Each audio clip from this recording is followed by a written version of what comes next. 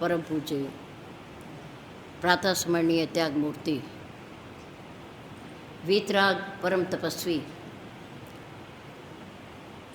हम सब के मार्गदर्शक प्रेरणा स्रोत परम पूज्य हमारे श्री सद्गुरुदेव जी महाराज। बोल श्री सद्गुरुदेव।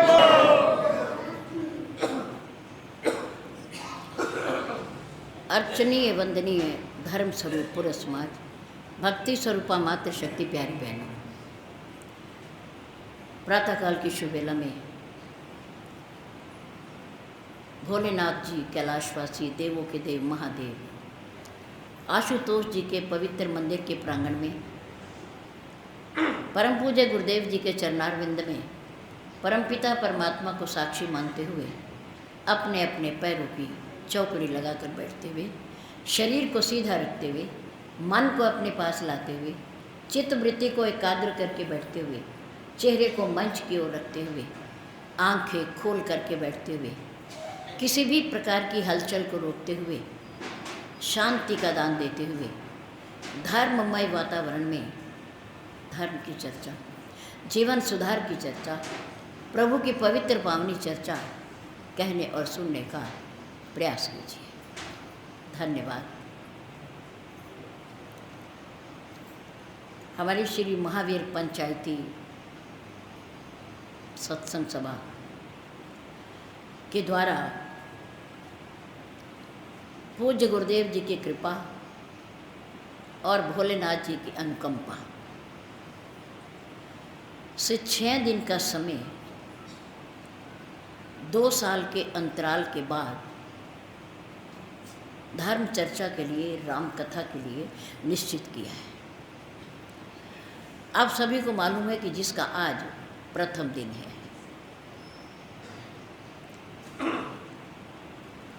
इसलिए आज हमारे 10 मिनट ऊपर हो गए हैं। कल से हम चाहेंगे कि हम यहाँ 8 बजे आएं और आप लोगों ने, हमारी सभा ने जो सूचना देनी हो, और जो हमारे बालक और बालिकाएं भजन या कीर्तन करना चाहते हों वो अपने भाव रखें और 8:30 बजे प्रसंग प्रारंभ हो जाए। 9:30 बजे आप अपने घरों को जा सकें, अपने कार्य में संलग्न हो, बिजनेस और व्यापार को आप देख सकें। हम नहीं चाहते कि यहाँ बैठ कर के भी हमारा मन दुकान पर हो या गृह कार्यों में हो, क्योंकि तन कोई अहमियत नहीं रखता। जो कार्य मन से किया जाता है वो सफल होता है और उसमें आनंद आता है। इसलिए हम चाहते हैं कि आप जहाँ तन है वहाँ हम लोगों का मन भी हो। श्री महाराज जी का स्वरूप और भगवान का स्वरूप जो थोड़ा आगे को है, अगर वो थोड़ा कल से पीछे कर दिया जाए सभा के द्वारा तो समाज को हम देख सकेंगे, क्योंकि समाज से ही बात करनी होती है। समाज जब वोट में होता है या हम वोट में होते हैं तो ना समाज को आनंद आता है और ना हमें आता है। दिखाई देना चाहिए। समय से पूर्व आप आएंगे तो हम आपको समय से छोड़ देंगे। आपका मन भी स्थिर रहेगा। और यदि आपने आने में देर की तो स्वाभाविक है कि हमें देर से माइक मिलेगा और फिर हम देर से छोड़ेंगे। और ये भी आप याद रखें कि भगवान की कृपा से महामारी के 2 साल निकल जाने के बाद, जिसमें हमने बहुत सारे अपनों को, परिजनों को, मित्रों को, बांधवों को खोया है, लंबे समय के बाद हमें ये अवसर मिला है। इसलिए इस सुंदर अवसर को खोना नहीं चाहिए। और फिर आपको पता है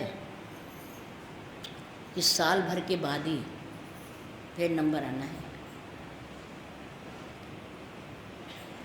हमें इतनी भूख तो है नहीं कि हम हर 6 महीने बाद, हर 3 महीने बाद भागवत चर्चा सुने या करें, ऐसा तो है नहीं। जब 2 साल के बाद हो रही है और उसमें भी आप लोग एकत्र ना हुए, बिजनेस और व्यापार को भूल करके यहाँ ना बैठे, तो हमें वास्तविक जो लाभ होना चाहिए वो नहीं हो सकता। इसलिए समय का आप विशेष ध्यान रखेंगे। भगवत कृपा से ये सोच कर चलो कि ये सत्संग की घड़ियाँ मिलती हैं, जिनमें हम मोहित रहते हैं, जिनमें हम फंसे रहते हैं, जिनके कारण हम भगवान को भूले रहते हैं। वो सांसारिक वस्तुएं और पदार्थ भाग्य से मिलते हैं, प्रारब्ध से मिलते हैं, लेकिन भगवान का ये सत्संग और ये सुंदर घड़ियाँ पुरुषार्थ से मिलती हैं, पुरुषार्थ से। आपके मन में जिज्ञासा होगी, आप नित्य प्रति की भांति ना उठकर 1 घंटा पहले उठेंगे, अपने आवश्यक गृह कार्यों को और अपनी शारीरिक सफाई, स्नान आदि को पूरा करके समय से आप यहाँ आकर के बैठ जाएंगे। बड़े भाग पाइए सत्संग। घर बैठे ये चर्चा हमें कोई सुनाने नहीं आएगा। वो अलग बात है कि आजकल दूरदर्शन पर बहुत सारे महापुरुष, संत लोग, विद्वान लोग अपना ज्ञान बांटते हैं, सत्संग सुनाते हैं, लेकिन उस सत्संग के सुनने में और अपने प्यारों के साथ बैठकर, अपनी संगत के साथ बैठकर, अपने भाई बंधुओं के साथ बैठकर भगवान के दरबार में सत्संग को सुनना एक और बात है, और आनंद की बात है।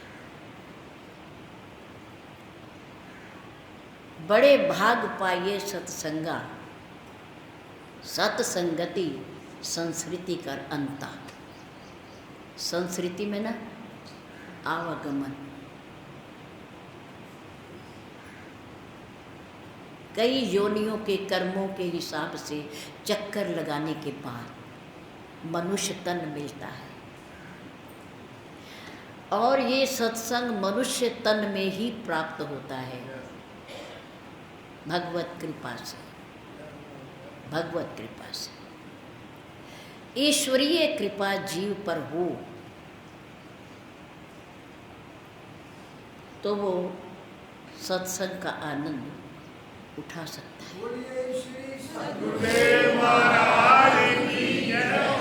पुरुषार्थ मनुष्य करेगा और कृपा भगवान करेंगे, सद्गुरुदेव करेंगे, माता पिता करेंगे, देवी देवता करेंगे। इनकी कृपा होती है, बड़ों की कृपा होती है, और पुरुषार्थ हमारा होता है, जीव का होता है।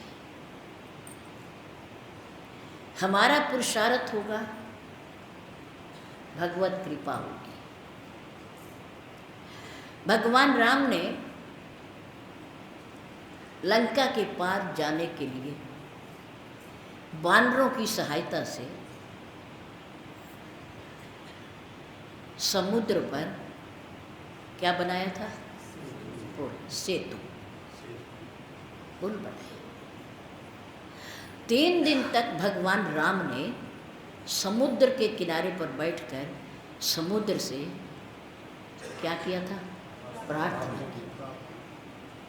क्यों की थी?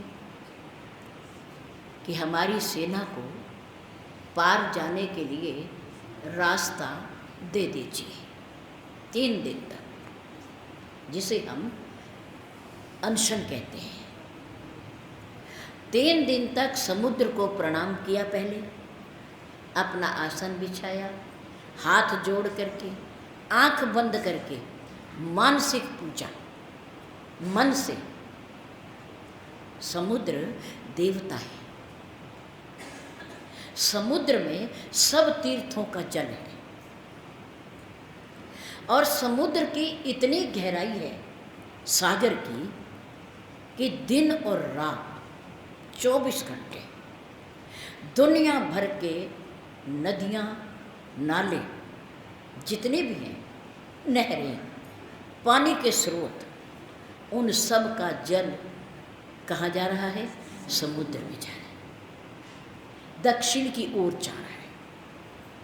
समुद्र का एक नाम नदीश है। क्या नाम है? नदीश। नदी जमा ईश, नदियों का ईश, नदियों का स्वामी। एक नाम सागर का बारिधि, बारिधि, जल का भंडार, जल का भंडार। सागर की बहुत गहराई है, जिसे आज तक किसी ने नापा नहीं है, क्योंकि दिन रात उसमें जल जा रहा है, लेकिन वो कभी भरता नहीं, भरता नहीं। और वो तीर्थों का, सब तीर्थों का जल उसमें है।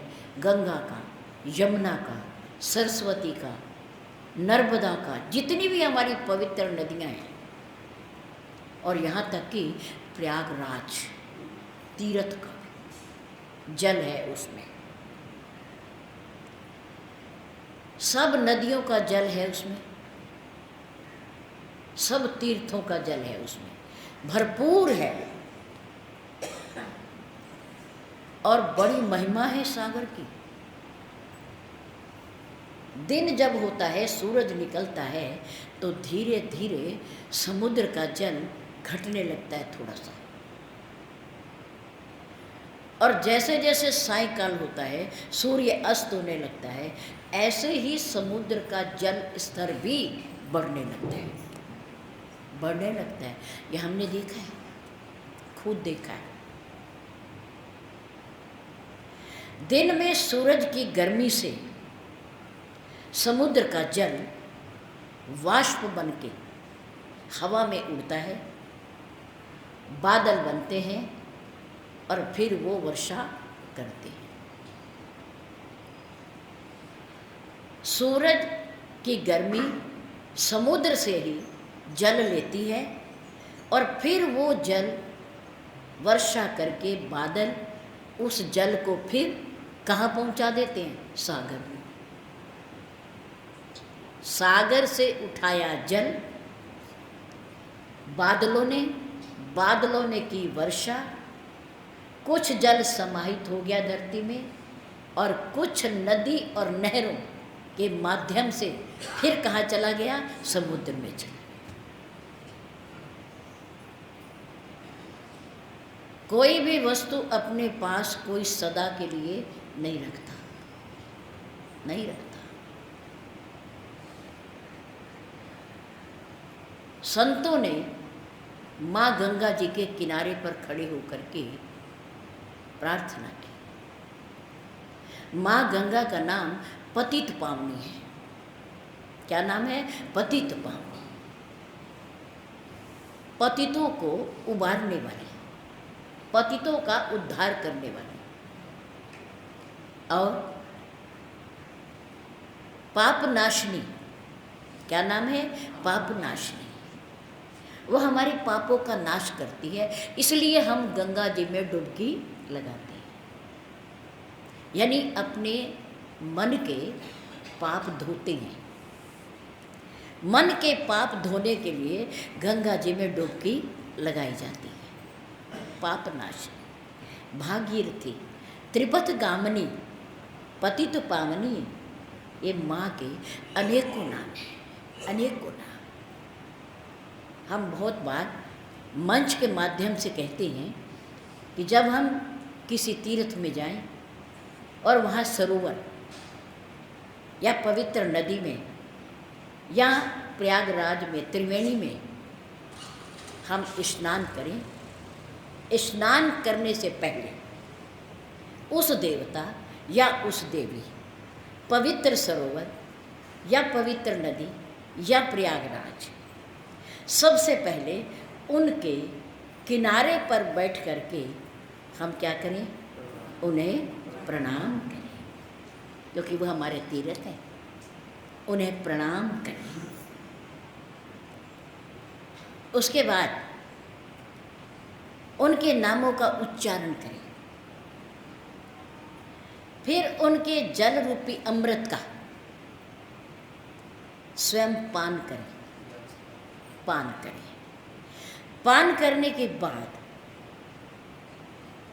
सूर्य भगवान को, अपने पूर्वजों को जल अंजलि, वो पवित्र जल समर्पित करें और उनका नाम लें। और अपने पूर्वजों को याद भी करें कि जिस गंगा जी में, जिस प्रयागराज में, जिस यमुना जी में पवित्र स्थान पर आकर हम स्नान कर रहे हैं, कभी कभी हमारे बड़ों ने, हमारे पूर्वजों ने भी इस पवित्र जल में स्नान किया होगा, किया होगा। कि तीर्थों पर जाने से और हमारे पूर्वज जहाँ वहाँ गए हों तो हमें उनको याद ज़रूर करना चाहिए।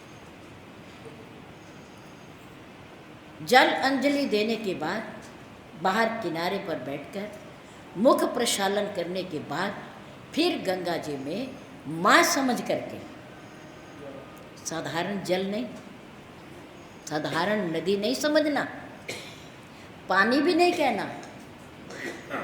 गंगा जी का पानी नहीं होता।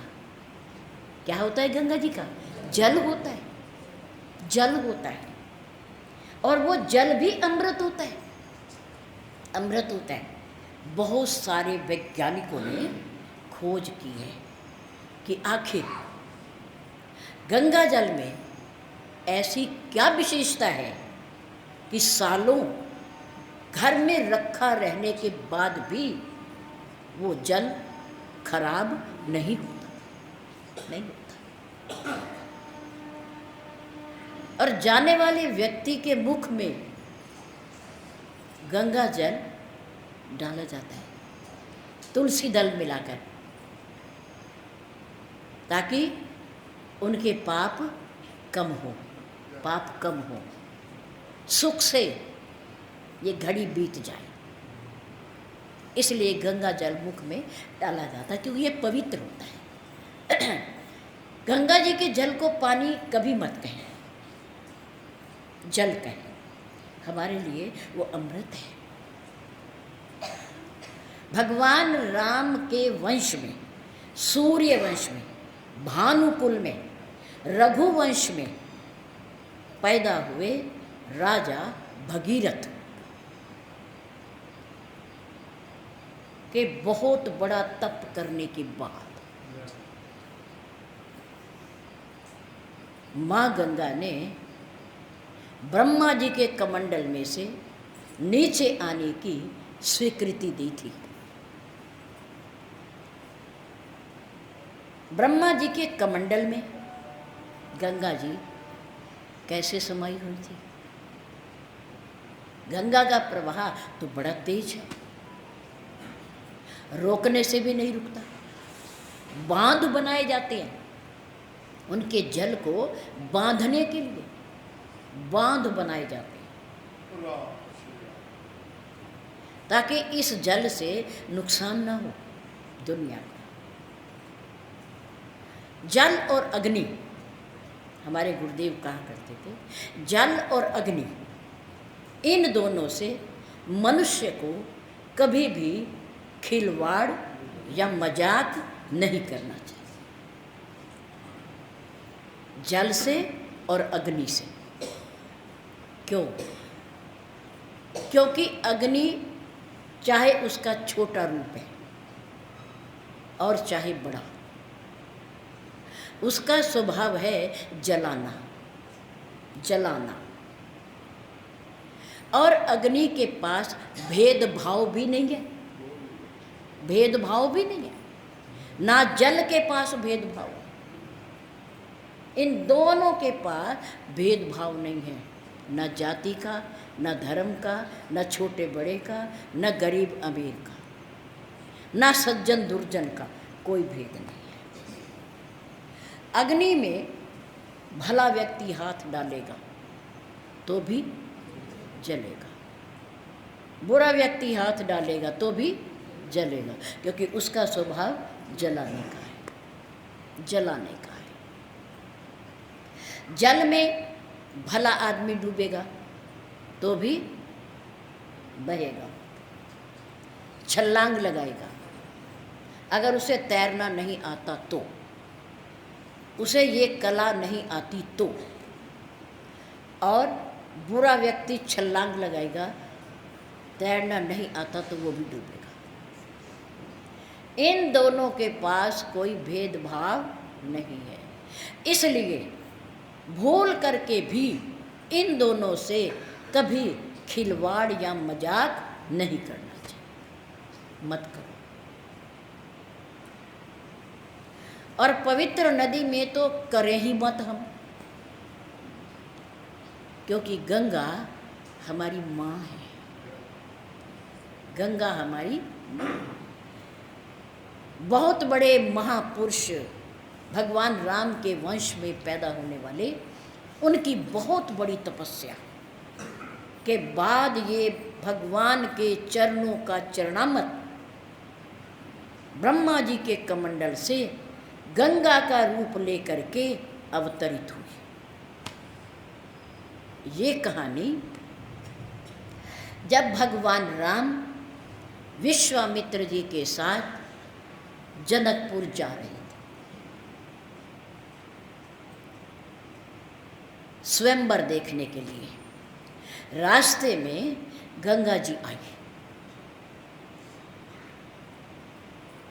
महर्षि विश्वामित्र ने कहा, राम, ये गंगा है, ये पवित्र नदी है, इसको प्रणाम करो, प्रणाम करो, ये माँ है। उस समय महर्षि विश्वामित्र जी ने पूरी कहानी, कैसे धरती पर आई, इनका प्रादुर्भाव कैसे हुआ, कौन लाया, सारी कहानी वहाँ बैठ करके सुनाई। इसकी चर्चा श्री रामचरितमानस में है, आप पढ़ लेना। महर्षि विश्वामित्र जी ने वो पूरी कहानी सुनाई कि आपके वंश के द्वारा ये लाई गई है, राजा भगीरथ के द्वारा। इसलिए इसका एक नाम क्या है, भागीरथी, भागीरथी। ये बड़ी पवित्र जल होता है, इनको प्रणाम करके तब इनमें निवास करें, इनमें स्नान करें, श्रद्धा से करें, श्रद्धा से करें, पवित्र जल समझकर, प्रभु के चरणों का चरणामत समझकर, भगवान शंकर की जटाओं में विचरण करने वाला जल समझ करके जब इसमें स्नान करेंगे तो इसमें कोई शक नहीं कि हमारे मन के पापों का नाश होगा। सिर्फ तन ही नहीं धोना,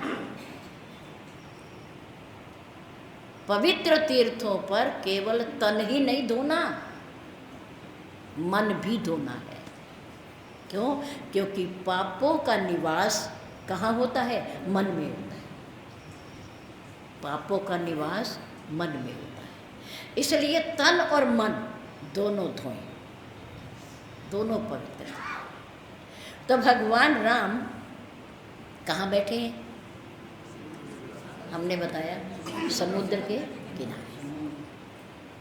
आप कभी रामेश्वरम गए हो, दर्शन किए हो तो बड़ा सुरम्य, बड़ा भव्य सुंदर स्थान है, सुंदर स्थान।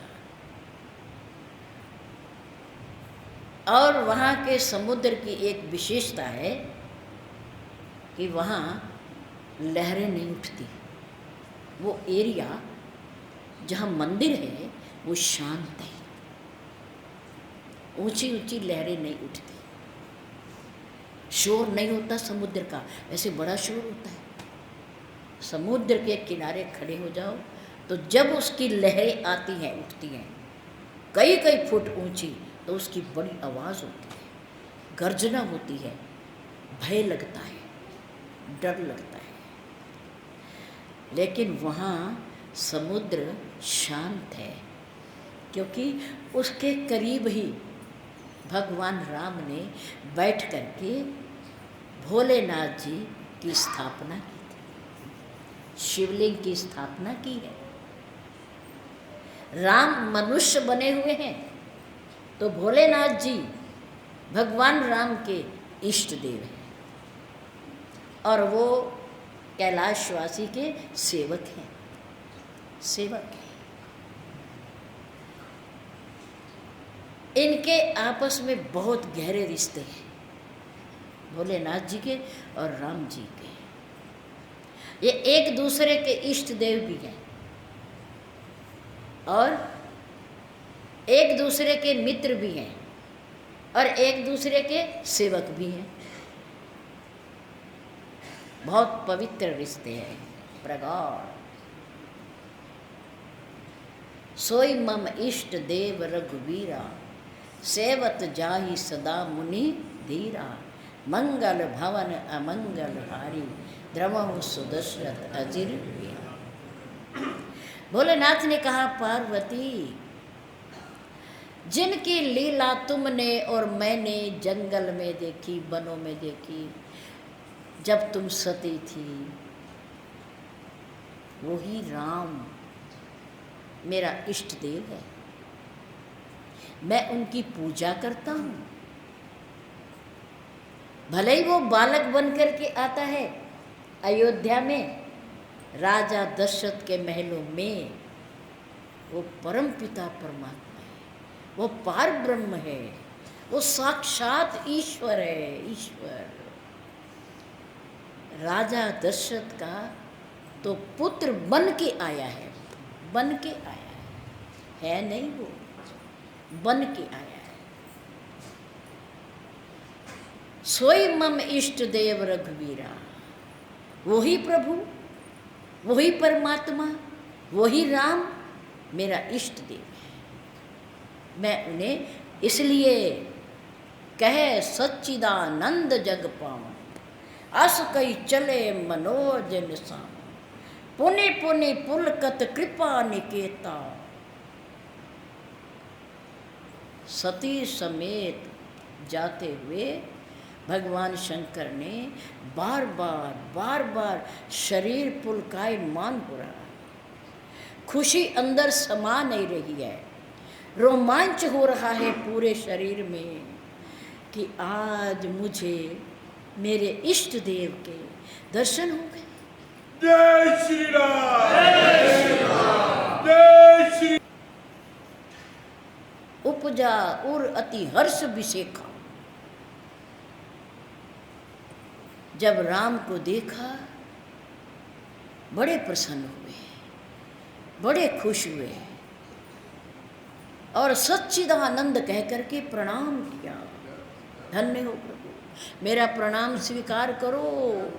यहीं से मैं आकाश मार्ग से जा रहा हूँ, आप नीचे पैदल चल रहे, माता पिता की आज्ञा के कारण आप पैदल चल रहे, यहीं से मेरा प्रणाम स्वीकार करो। मैं चाहता तो हूँ कि मैं नीचे आऊँ, आपके चरणों का स्पर्श करूं, प्रणाम करूं, आपके दर्शन करूं, पर क्या करूं, मजबूर हूं। क्यों भोलेनाथ, क्यों मजबूर हो? इसलिए मजबूर हूं कि गुप्त रूप अवतर्यो प्रभु। आप गुप्त रूप से मानव तन लेकर के, चोला लेकर के आप प्रकट हुए, आप अवतरित हुए। सबको पता है कि मनुष्य हैं, अच्छे मनुष्य हैं, सदाचारी मनुष्य हैं, धर्म का पालन करते हैं, माता पिता की आज्ञा का पालन कर रहे हैं, वन में आए हैं, सबको पता है। लेकिन ये केवल मुझे पता है कि आप पार ब्रह्म परमात्मा, आप सबसे बड़ी सरकार हो। अगर नीचे आकर के आपको मैं प्रणाम करने आऊं तो लोग सोच लेंगे कि जिसको भोलेनाथ, भगवान शंकर, कैलाशवासी प्रणाम कर रहा है तो वो कोई मामूली हस्ती नहीं हो सकती, नहीं हो सकता। इसलिए प्रभु मेरी मजबूरी है, मेरी परिस्थिति को आप देख रहे होंगे, इसलिए मैं नीचे आकर के आपको प्रणाम नहीं कर सकती। आप ऊपर से मेरे प्रणाम को स्वीकार कीजिए। खुश होते रहे, मन के अंदर प्रणाम करते रहे, पुलकायमान होते रहे, मुस्कुराते रहे। जब ऐसी दशा सती ने देखी, भोलेनाथ जी ने कहा, पार्वती जब तुम सती रूप में थी, इस प्रकार मुझे पुलकायमान होते हुए, प्रसन्न होते हुए, बार बार प्रणाम करते हुए जब तुमने मुझे देखा, सती सो दशा शंभु की देखी और उपजा संदेह विसेखी।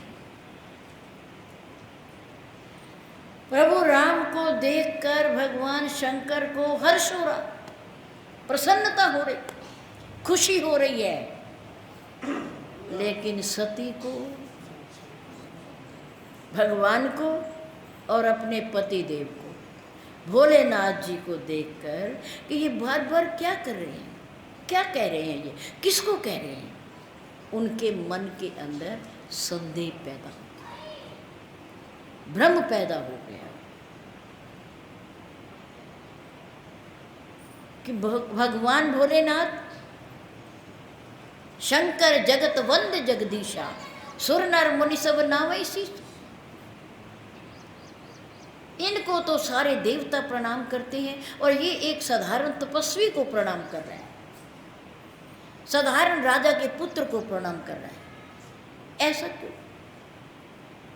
मन में विचार उठते गए और सती का संशय गहरा होता चला गया, गहरा होता चला गया। खैर वो प्रसंग अलग है कि उसके बाद क्या हुआ आप जानते हो। भगवान राम समुद्र के किनारे पर बैठे हैं। सबसे पहले आकर के उन्होंने प्रणाम किया तीर्थों के राजा को। उसके बाद आसन बिछाया लक्ष्मण जी ने और राम उस पर बैठ गए और आंख बंद करके मानसिक रूप से समुद्र से, तीर्थों के राजा से प्रार्थना करने लगे कि हमारी सेना समुद्र पार जाना चाहती है लंका में, आप रास्ता दे दीजिए, कृपा कीजिए, हमें जाने दीजिए। भगवान राम 3 दिन तक, कितने दिन? 3 दिन तक समुद्र के किनारे पर बैठ करके समुद्र से प्रार्थना करते रहो। ऐसे समुद्र से, जिस समुद्र की सागर की खुदाई राजा सगर के 60,000 बेटों ने की है, उन्हीं के वंश ने, सूर्य वंश में पैदा होने वाले राजा सगर ने के बेटों ने अपने पूर्वजों के उद्धार के लिए, मुक्ति के लिए खुदाई की धरती की।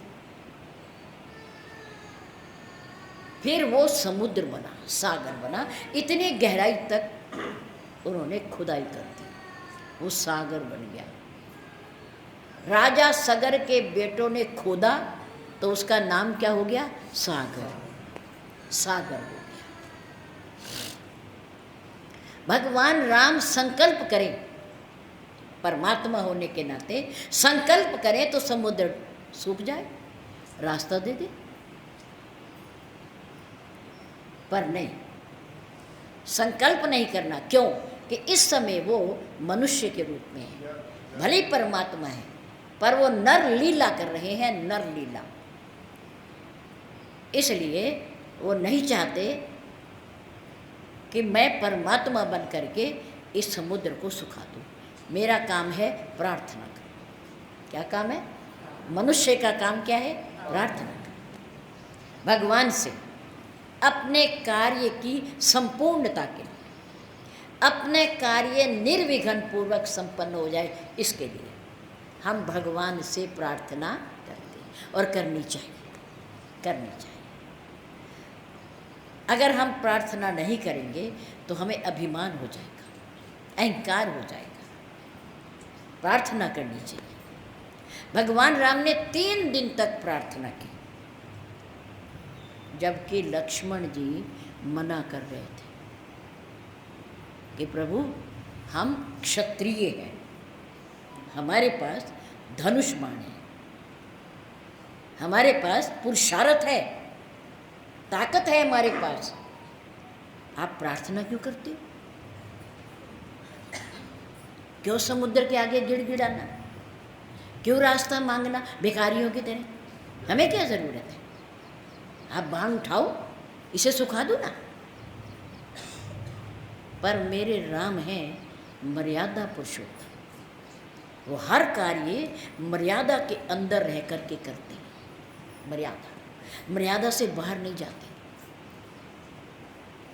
मेरे राम ने कहा नहीं लक्ष्मण, हो सकता है प्रार्थना मान लेगा तो अच्छी बात है, और नहीं मानेगा तो धनुष भी उठाएंगे। उठाना पड़ा तो शक्ति का प्रयोग भी करेंगे, बल का प्रयोग भी करेंगे। पर अगर कोई व्यक्ति मनाने से मान जाता है तो बल का प्रयोग क्यों किया? क्यों किया? ये बाद में है, तुम शांत रहो। विभीषण की बात मानी और अपने भाई लक्ष्मण को शांत कर दिया, समझा करके, समझा कर।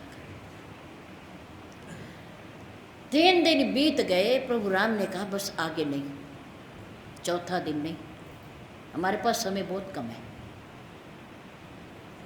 सीता रावण के यहाँ पता नहीं किस परिस्थिति में गुजारा कर रही है, कैसे रह रही है, हमारे पास समय बहुत कम है।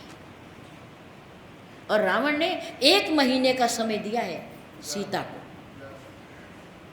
देख लो, अगर जीवन चाहती हो तो 1 महीने के अंदर मेरा कहना मान लो, नहीं तो तुम्हारा जीवन ही समाप्त हो जाएगा।